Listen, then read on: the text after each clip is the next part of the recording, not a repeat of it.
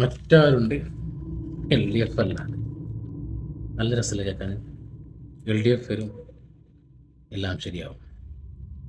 LDF തുടരട്ടെ. അപ്പം അടുത്തത് മറ്റാരുണ്ട് LDF അല്ലാതെ. ശരിയാണ്, മറ്റാരുമില്ല, LDF തന്നെ വേണം.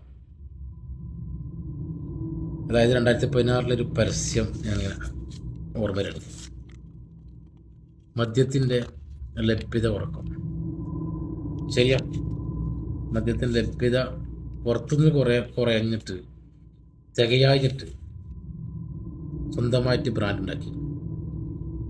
ശരി, ആ ലഭ്യത കുറവ് നികത്തി. മദ്യവർജന കേരളം. ഈ വർജന എന്ന് കേൾക്കുമ്പോൾ എനിക്ക് ചിരിയായിരുന്നു. അങ്ങനെ ഒരു കോമഡി സ്കിനായിരുന്നു. ഒരു ഹോം സിനിമയുടെ ഒരു ചെറിയൊരു പാർട്ടിൽ എതിർ നായകൻ പറയുന്നുണ്ട്, ഡോക്ടർ ഭക്ഷണം വർജിക്കാൻ പറഞ്ഞു. ഭക്ഷണം വർജിക്കാൻ പറഞ്ഞപ്പോൾ ആളുടെ വിചാരം വർജന എന്നുള്ളത് വർധന എന്നാണ്.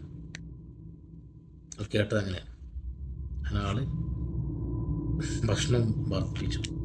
എന്നപോലെ തന്നെ നമ്മളെ കേട്ടത് വർജനാണ്, പക്ഷെ അവർ ഉദ്ദേശിച്ചത് വർധന. മദ്യം വർദ്ധിപ്പിച്ചു, ബാറുകൾ വർദ്ധിപ്പിച്ചു, എല്ലാം വർദ്ധിപ്പിച്ചു. ഈ ബാറുകളൊക്കെ ഇങ്ങനെ 30 നിന്നും 1000 എന്ന് പറഞ്ഞാണ്ട് സാക്കന്മാർ ചോദിച്ചപ്പോൾ സാക്കന്മാർ പറഞ്ഞൊരു ന്യായീകരണമുണ്ട്. കേരളത്തിൽ ഈ സമയത്തുള്ള 2016 ശേഷം 2017-18 സമയങ്ങളിൽ പൂട്ടിയ ബാറുകൾ തുറന്ന സമയത്ത് ചോദിച്ച ഒരു ചോദ്യത്തിനാണ് ഉത്തരം പറഞ്ഞത്. കേരളത്തിൽ മയക്കുമരുന്ന്, കഞ്ചാവൊക്കെ കൂടുതലായി കൊണ്ടുപോവുകയാണ്. അത് ഈ മദ്യം നിർത്തിയതുകൊണ്ട് ആൾക്കാർ അതിലേക്ക് പോവുകയാണെന്ന് പറഞ്ഞത്. അപ്പോൾ മദ്യം തിരിച്ചു കൊണ്ടുവന്നിട്ട് ആൾക്കാർ അതിൽ നിന്ന് മാറ്റുന്നതാണ്. ഇന്നത്തെ കേരളത്തിലെ അവസ്ഥ എന്താ?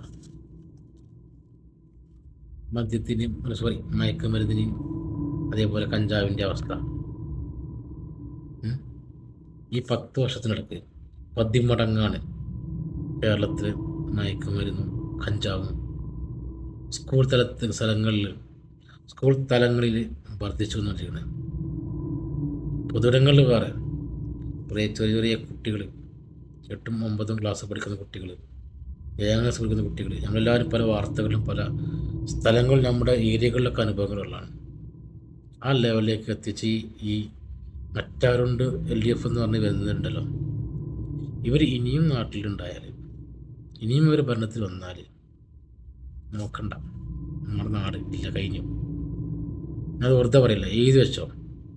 ഇനിയും LDFനെ ഭരണത്തിൽ വന്നാൽ എഴുതി വെച്ചോ, നമ്മുടെ നാട് കൊള്ളയും കൊലയും